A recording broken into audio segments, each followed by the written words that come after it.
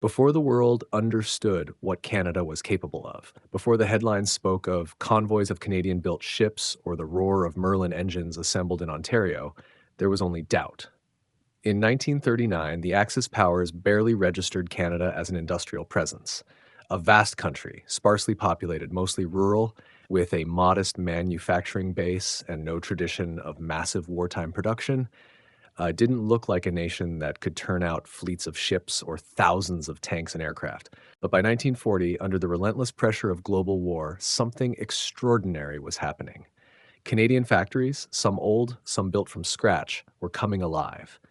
Towns that once produced farm tools or household goods began forging armored hulls and aircraft frames. Rivers that powered lumber mills now fed assembly lines running day and night. Even veteran British industrial planners were stunned by the speed and scale of Canada's transformation. It started quietly. Ottawa, watching Europe fall into chaos, knew Canada had to act long before the full shock hit London. Prime Minister Mackenzie King authorized a sweeping expansion of wartime industry, partnering with Britain through the British Commonwealth Air Training Plan and the still new Crown corporations designed for fast, centralized production. Canadians, many of them first-generation immigrants or sons and daughters of farmers, walked into factories they had never imagined existed. Nowhere was the transformation more dramatic than in southern Ontario. The industrial heartland of Canada, still small compared to the United States or Britain, held something the Axis never appreciated: a population eager to work, access to raw materials, and a political system that could mobilize quickly. In towns like Windsor, Hamilton, Toronto, and Oshawa, plants once used for automobiles switched overnight to armored vehicles. Railroad shops became artillery production lines. Small aircraft workshops ballooned into full-scale aviation centers. The Allies needed everything: ships to escort convoys, tanks to replace those lost in France, aircraft to defend the skies over Britain. Canada responded with a speed that startled even its own planners. One of the first major efforts focused on shipping. German U-boat successes in the Atlantic meant Canada had to build merchant and escort vessels faster than they could be sunk. Vancouver, Halifax, and St. John's prepared for enormous shipbuilding programs. Workers flooded in, many with no previous experience in heavy industry. They trained on the job, learning welding, riveting, machining, and hull assembly with remarkable speed. In months, yards that had never built large ships were producing them in series. The Axis intelligence community barely noted it, an oversight that would cost them dearly. Meanwhile, hundreds of miles inland, a different miracle was taking shape. Canadian Car and Foundry in Thunder Bay, known mostly for railway components, secured contracts for fighter aircraft. The Hawker Hurricane, Britain's workhorse during the Battle of Britain, needed to be produced in massive numbers. Britain couldn't do it alone. The United States wasn't fully mobilized yet. Canada stepped in. In an astonishing engineering feat, Canadian Car and Foundry retooled its facilities to build complete aircraft. By 1940, Hurricanes were rolling out of the plant in volumes no one had predicted. The Axis, expecting British aircraft production to collapse under German pressure, had no idea that a factory near Lake Superior was quietly replacing lost fighters faster than the Luftwaffe could destroy them. Behind the success was intense dedication and a workforce that seemed almost incapable of giving up. Many of the early Hurricane builders were young women from rural towns, people with no aviation background at all. They drilled, riveted, assembled, and tested airframes with precision that matched seasoned British plants. As news spread, the press dubbed them Rosies of the North, though Canadians rarely embraced the nickname. To them, it was simply their duty. Shipyards and aircraft plants were only the beginning. Tanks became the next urgent priority. The British Army needed armored vehicles to replace catastrophic losses in France. Canadian engineers proposed a local design, the Ram tank, based on the American M3 but heavily modified for Commonwealth needs. Just a few years earlier, Canada had produced almost no tanks at all. Now factories near Montreal were casting hulls and machining turrets with an efficiency that surprised even American observers. General Motors of Canada in Oshawa switched from Chevrolets to military trucks, turning out thousands of standardized vehicles, CMP trucks, that served in nearly every theater of the war. Soldiers from North Africa to Burma relied on Canadian-built transport, often without realizing it. They were rugged, reliable, and easy to repair, a perfect match for the harsh conditions of wartime logistics. What startled foreign observers most was the coordination. Canada didn't merely produce tanks or planes or ships, it built the entire ecosystem needed to support them. Aluminum producers in Quebec supplied aircraft plants in Ontario. Steel from Hamilton fed shipyards on both coasts. Prairie wheat sustained workers and training schools. Universities contributed research, and small machine shops formed essential links in the supply chain. It created a wartime network that operated with almost frightening efficiency. German analysts reviewing Allied production numbers in 1941 and 1942 consistently underestimated Canada. They knew the United States was a giant. They respected Britain's industrial resilience. But Canada? They assumed it was negligible, useful for raw materials, irrelevant in manufacturing. As late as 1942, German planners believed Canadian output was limited and inconsistent. They couldn't have been more wrong. By the end of 1941, Canada was producing weapons, vehicles, and aircraft at levels that rivaled or exceeded many European powers. Per capita, Canada was rapidly becoming one of the highest producing Allied nations, quietly, steadily, and without the propaganda flair of its larger neighbors. And this was only the beginning. By early 1941, Canadian production had pushed past what most experts thought possible. Entire industrial districts that had once felt quiet or provincial were now alive with the heavy clatter of presses, the hum of welding arcs, and the nonstop movement of workers streaming in and out on rotating shifts. To an Axis planner reading partial, outdated intelligence reports, Canada still seemed like a minor player. But on the ground, the scale had become unmistakable. This was now one of the largest war manufacturing hubs on Earth. The turning point, when even the most skeptical British officers finally understood what Canada had become, arrived with the first massive delivery of merchant ships under the Park Ship and Victory Ship programs. These were not elegant vessels. They weren't designed to impress. They were built with one goal: survive a crossing of the Atlantic and carry desperately needed cargo to Britain. Yet their impact was immediate and profound. The British Ministry of War Transport, poring over monthly arrival logs at Liverpool and Glasgow, noticed a pattern. Ship after ship bore Canadian names: Parkdale Park, Valor Park, Victory Park, each carrying food, fuel, ammunition, raw materials, and assembled vehicles. British planners, still recovering from the shock of U-boat losses, couldn't believe the numbers. Canada wasn't merely supplementing British shipping. It was beginning to replace what the Germans were sinking. One admiral in London put it bluntly during a briefing: "We would be starving by now if not for the Canadians." Meanwhile, the shipyards themselves were transforming into small industrial cities. North Vancouver became a roaring foundry of hulls and boilers. Women trained as fast as men, stepping into welding booths and crane cabins without hesitation. Older workers who had built wooden fishing boats in calmer years quickly adapted to steel-hulled freighters. The work was overwhelming, the hours were punishing, but the results were undeniable. While shipbuilding surged on the coasts, the interior of Canada was undergoing its own industrial revolution.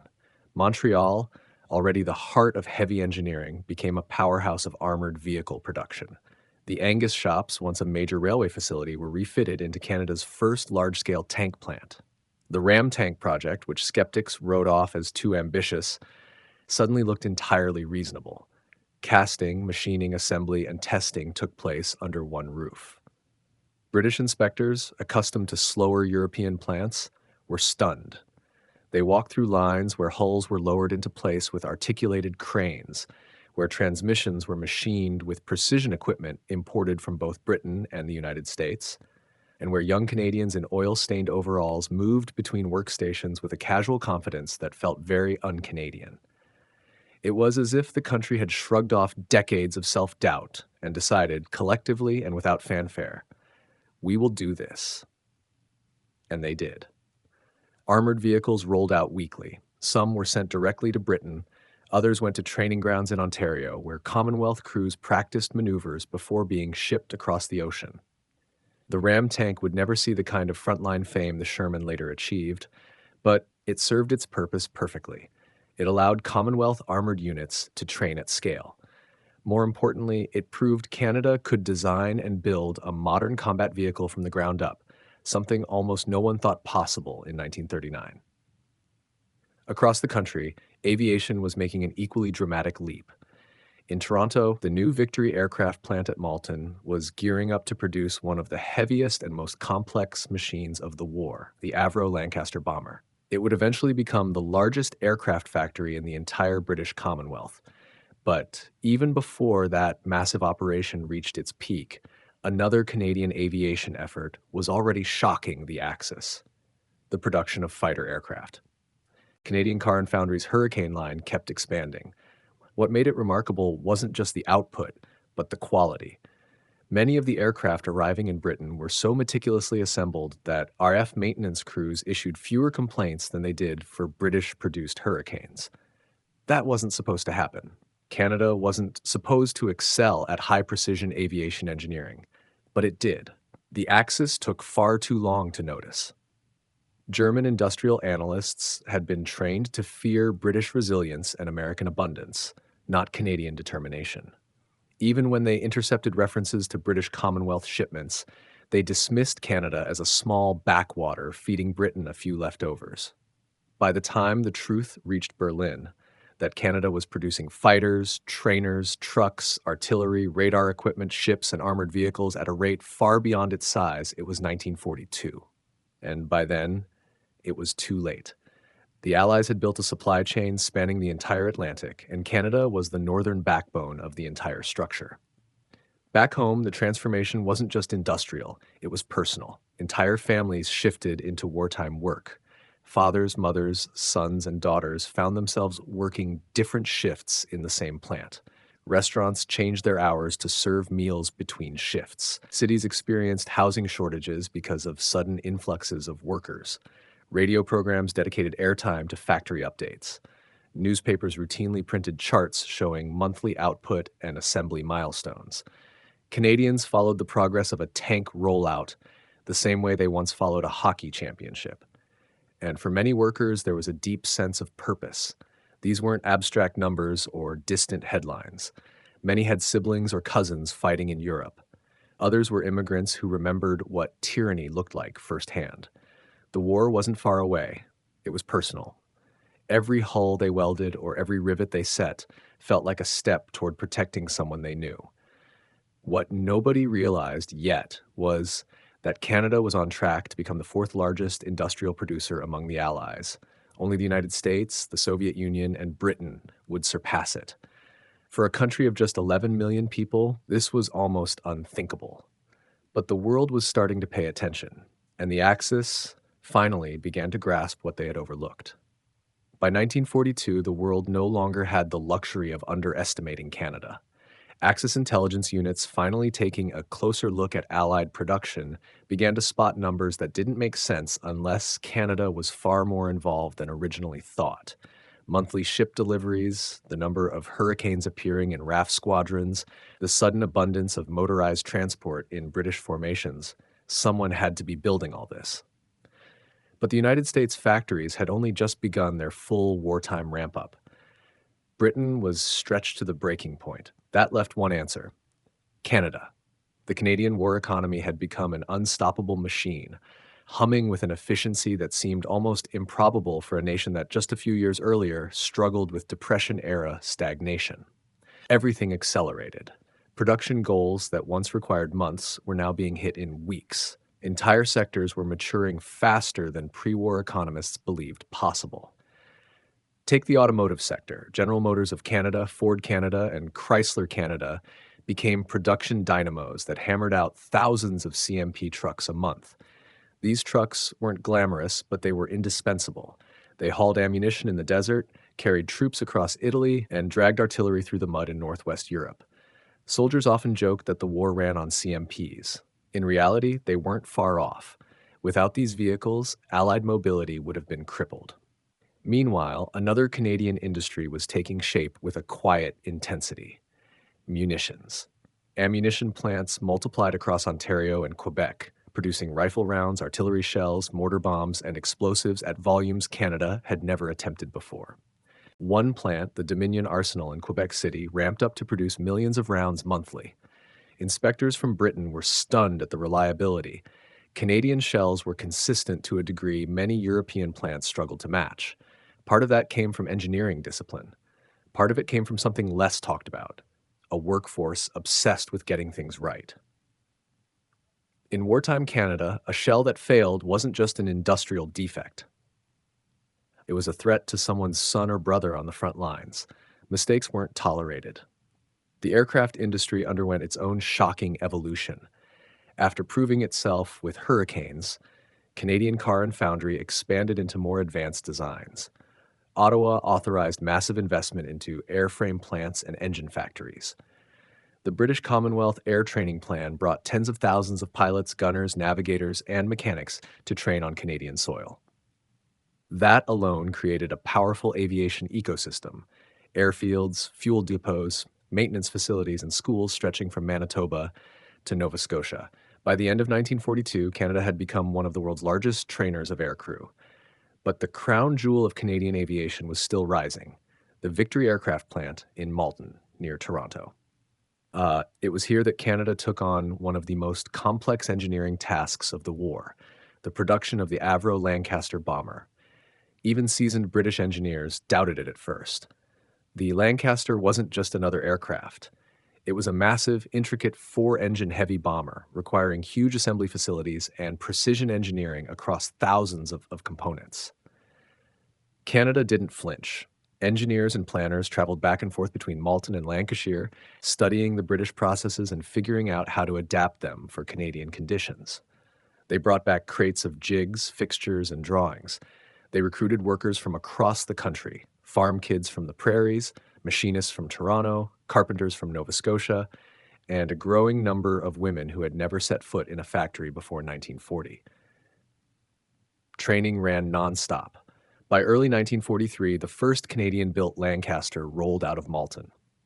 It was an astonishing sight. 69 feet long, a wingspan of over 100 feet, four powerful Merlin engines, and thousands of carefully assembled rivets holding the structure together. The RAF received it with enthusiasm. Canadian craftsmanship was quickly developing a reputation. Of all the aircraft Canada produced, none inspired more pride. But aviation was only part of the transformation. Across the country, a parallel boom in shipbuilding was rewriting Canada's maritime identity. In places like Pictou and Newcastle, small shipyards expanded into full-blown naval factories. Halifax became a hive of wartime repair work, refitting destroyers and corvettes battered by Atlantic storms and U-boat engagements. On the West Coast, Burrard Dry Dock churned out escort vessels at a stunning pace. The Flower-class corvettes built there, compact, rugged, and indispensable, were the unsung heroes of the Battle of the Atlantic.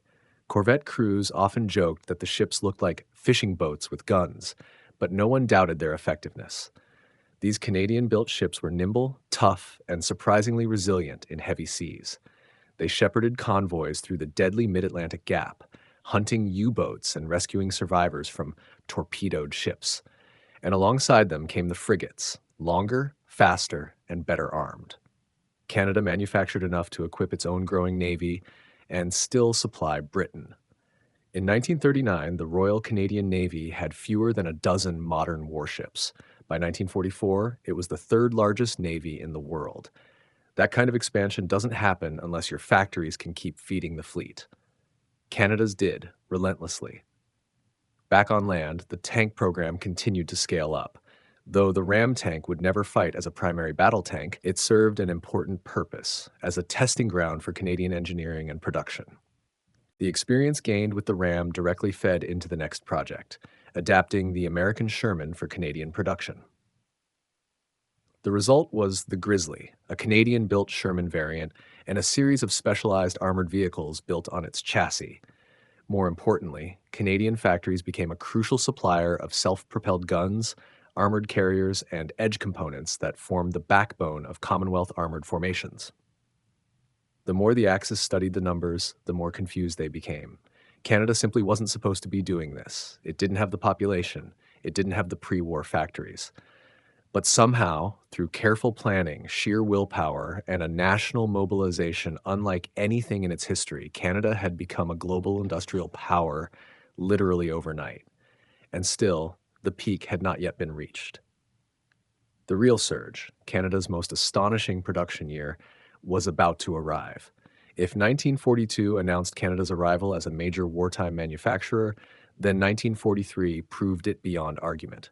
This was the year everything peaked: output, efficiency, manpower, ambition. Across the country, factories ran at full throttle, often 24 hours a day. Production reports from Ottawa astonished Allied planners. Canada was turning out finished goods at a pace that rivaled nations with 5 times the population. The numbers from that year still look surreal. Over 800,000 military vehicles, tens of thousands of aircraft engines, thousands of artillery pieces, hundreds of ships, millions of rounds of ammunition. And behind each number was a story of workers who barely saw daylight, of plants so busy they ran 3 shifts without pause, of entire towns reorganized around the war effort. A big part of the surge was simple experience. The first 2 years of war production were all about learning how to adapt civilian factories, how to train a new workforce, how to coordinate supply chains that stretched across provinces. By 1943, most of those early teething problems were solved. Everything snapped into place. Canada wasn't improvising anymore, it was executing. Take the shipyards. On the West Coast, the Burrard and North Vancouver yards had become masterpieces of organization. Early in the war, building a single corvette took many months. By 1943, the same yards could launch multiple ships per month. Workers moved like a practiced orchestra: welders on the keel one day, hull plating crews the next, followed by deck fitters, engine crews, electricians, and artillery installers. It was all choreographed down to the hour. No one expected Canada to dominate anti-submarine shipbuilding, but that's exactly what happened. The Royal Canadian Navy's fleet exploded in size, with Canadian-built corvettes, frigates, and minesweepers forming the backbone of North Atlantic escort groups. For every U-boat prowling the shipping lanes, there always seemed to be a Canadian-built escort waiting to challenge it. Merchant shipping grew as well. Park ships and Victory ships slid down slips in Halifax and Vancouver with such frequency that journalists joked you could set your watch by launch ceremonies. There was no fanfare, no cheering crowds, just a quick christening, a tug pull, and then another hull moved into place. All the while, aircraft production surged. The Malton plant, now humming, produced Lancasters in increasing numbers. The complexity of these bombers made them slow to build at first, but repetition and routine drove speed upward. Crews could now assemble a bomber in far less time than the British factories that had pioneered the design. The RAF, grateful for every aircraft, praised the workmanship. But Canada wasn't just assembling aircraft, it was training the people who flew them. The British Commonwealth Air Training Plan hit full maturity in 1943. Across the prairies, skies buzzed with Egyptian yellow training aircraft. Local residents grew accustomed to the sound of engines overhead at all hours. Small towns became aviation hubs.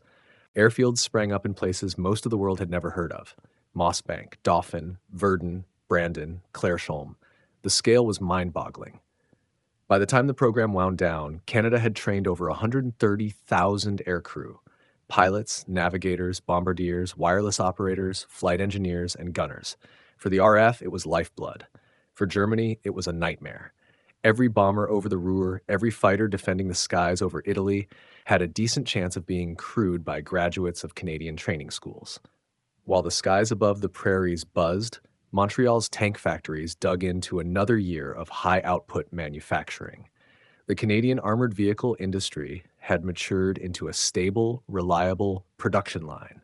The Grizzly tank, though not produced in the same numbers as its American cousin, represented a confidence that didn't exist in 1939. Canada was no longer simply a branch plant for British or American designs. It was now designing and producing specialized armored vehicles: Kangaroo armored personnel carriers, Sexton self-propelled guns, Skink anti-aircraft tanks. The Sexton in particular became a standout. Built around the reliable M3, M4 chassis and armed with the British 25-pounder gun, the Sexton filled a crucial niche in Commonwealth forces. It combined Canadian engineering, British firepower, and American mechanical foundations into a vehicle that saw extensive service in Europe. British generals praised its reliability, crews loved it, and Axis forces learned to fear its accuracy and mobility. Canada didn't stop there. The country became a massive supplier of electronics as well. Radar equipment, once an exotic experimental technology, began rolling off Canadian assembly lines. Vacuum tubes, radio sets, and encryption devices were produced in quantities that surprised even the British. One British officer famously remarked after a tour of a Canadian electronics plant, "We expected barn radios. We found laboratories." The secret to Canada's success wasn't only factories, it was logistics. Raw materials, iron, nickel, copper, aluminum, flowed through the country in precisely managed streams. Mines in northern Ontario and Quebec fed smelters. Smelters fed rolling mills. Rolling mills fed the shipyards and tank factories. Western wheat sustained both domestic workers and Britain's civilian population. The St. Lawrence River, despite its difficult navigation, served as a critical artery for war goods. Even the railways rose to the challenge. Canadian National and Canadian Pacific Railway both expanded capacity, adding locomotives, rolling stock, and dedicated troop transport lines. Freight schedules were so tight that dispatchers had to coordinate movements like air traffic controllers. A single delay could ripple across multiple provinces. Canada held it all together. What startled foreign observers most was that Canada did not break under pressure. There were no major strikes, no catastrophic supply shortages, no collapses in morale. Workers complained, sure. Conditions were tough, and wages barely kept up with inflation. But overall, the country held steady, united in a way that seemed almost unnatural to outside eyes. By the end of 1943, Allied production charts officially ranked Canada as the fourth largest producing nation in the Allied camp. It shocked everyone, except the Canadians who had built it. For them, it felt like the natural consequence of waking up to a responsibility they never expected but fully embraced. And within Axis circles, the realization finally sank in. Canada wasn't a footnote. It was an industrial giant, hiding behind polite manners and low population density. They had underestimated it, and now they were paying for it. By 1944 and 1945, Canada was running an industrial machine that felt almost self-propelling. The early scramble, the teething pains, the improvisation, that was all in the past. What remained was a country that had become astonishingly good at producing everything the Allies needed, and doing it faster, cleaner, and more consistently than almost anyone thought possible back in 1939. The irony is that Canada never bragged about any of this. There were no massive propaganda parades showing off factories or giant demonstrations of national power. The country didn't talk like a super producer. It just behaved like one. On the global stage, Canada was still the polite middleweight. But in the back rooms where strategy was drawn and war plans were drafted, Canadian production was shaping decisions every single day. Allied commanders knew that if they needed tanks, vehicles, radios, artillery, convoy escorts, food, or aircraft trainers, Canada would deliver. Not eventually. Not when we can, but when the war required it. And the output at the end of the war proved it. By 1945, Canada's wartime industries had delivered numbers so large they almost lose meaning when read today. Over 800,000 military vehicles, more than Germany produced through the entire war. Thousands of aircraft from trainers to full heavy bombers. Nearly 200 warships, including the corvettes that guarded the Atlantic lifeline. Millions of shells, mines, radios, and small arms. And on top of all that, the country supplied half of Britain's food imports. There were months where the bread on British tables, the butter on it, and the escort ship that delivered it were all Canadian. This wasn't a side contribution, it was one of the pillars of Allied victory. What impressed Allied officials most wasn't just the volume, it was the reliability. Canada rarely missed quotas. If anything, it exceeded them. Production lines ran with a smoothness that stunned British observers used to older factories. Visitors from the US marveled at how Canadian plants, built fresh for the war, seemed optimized in a way that American plants, often older and repurposed, couldn't always match. Take the Montreal Locomotive Works again. By late 1944, their tank lines had become a symbol of efficiency. The precision was so tight that some Shermans assembled in Canada required less maintenance than those produced in older American factories. The Sexton self-propelled gun, originally a workaround to mount British artillery on American-style chassis, had become so effective that it remained in service for decades after the war. Or consider Canadian Car and Foundry. Under the leadership of Elsie McGill earlier in the war, it set the tone for engineering excellence, especially in aircraft design and production. Even after she departed the plant, the systems she put in place continued to bear fruit. By war's end, CCF had turned out thousands of aircraft and parts, many of which served worldwide. The shipyards, Vancouver, Halifax, Collingwood, were still launching vessels even as the war wound down.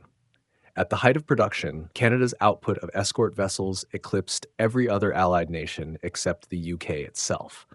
And considering Britain had been building ships for centuries, the fact that Canada, with no pre-war naval tradition, could surge to second place was nothing short of astonishing. And then was the British Commonwealth Air Training Plan, the quiet miracle unfolding over the prairies. While Britain and the US dominated headlines with massive bomber fleets, it was Canada that trained the crews. By 1945, the BCAP had trained more than 130,000 aircrew, one of the largest aviation training programs in world history. In effect, Canada had turned itself into the world's aircrew university. Young men from New Zealand, Australia, Britain, and Canada all passed through the same windswept airfields. Many of the pilots who flew during D-Day had learned to fly over Manitoba wheat fields or Saskatchewan grasslands. Germany never fully grasped the scale of that program. They underestimated how many trained airmen the Allies could produce. They assumed attrition would eventually grind down the bomber offensive. What they didn't know was that Canada had built the pipeline to keep Allied aircrew numbers steady, no matter how intense the fighting became. And behind all this output were the workers. By 1945, a huge portion of the Canadian workforce was tied directly to the war effort. Women made up an enormous share, working machinery, welding hull plates, inspecting engines, testing radios, building ammunition, assembling vehicles. Their skill levels were so high by the end of the war that some factories had to create new training programs for post-war male workers who returned from overseas and found themselves unable to match the efficiency of the women they were replacing. Every city and town had its version of the same story. Long lines outside shift gates, canteens serving meals at all hours, housing shortages in boom towns built around new plants, crowded rail cars full of workers commuting before dawn, smokestacks glowing through the night, kids growing up with the sound of factory whistles instead of church bells. Canada had become a war factory, not by nature, not by tradition, but by choice. And then, almost overnight, it all stopped.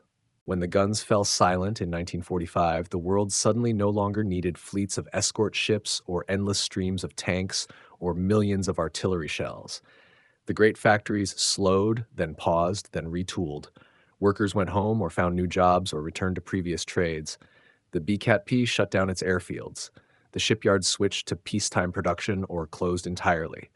Tank lines were dismantled. Aircraft plants pivoted to civilian models or shut down. By 1946, Canada looked like its old self again, quiet, stable, modest. But the memory of what the country had accomplished lingered in the minds of those who had witnessed it. And in the war rooms of the Axis powers, notes from intelligence officers tell the same story. Canada shocked them, not by being loud, not by threatening, but by building more than anyone imagined it could. For a nation of just 11 million people to become the fourth largest industrial contributor to the Allied war effort, surpassing nations several times its size, was something no planner in Berlin, Rome, or Tokyo ever predicted. Canada didn't win the war alone, but without Canada, the war almost certainly lasts longer, grows costlier, and becomes far harder for the Allies to sustain. The convoys don't survive without Canadian escorts. Britain doesn't eat without Canadian food. Armored divisions don't move without Canadian vehicles. Air forces don't fly without Canadian-trained crews. And millions of Allied soldiers don't get the weapons, radios, tools, and spare parts they needed to fight. In the end, Canada's war factories did what armies alone could never do. They overwhelmed the Axis with quiet, relentless production. And that might be the most Canadian victory of all.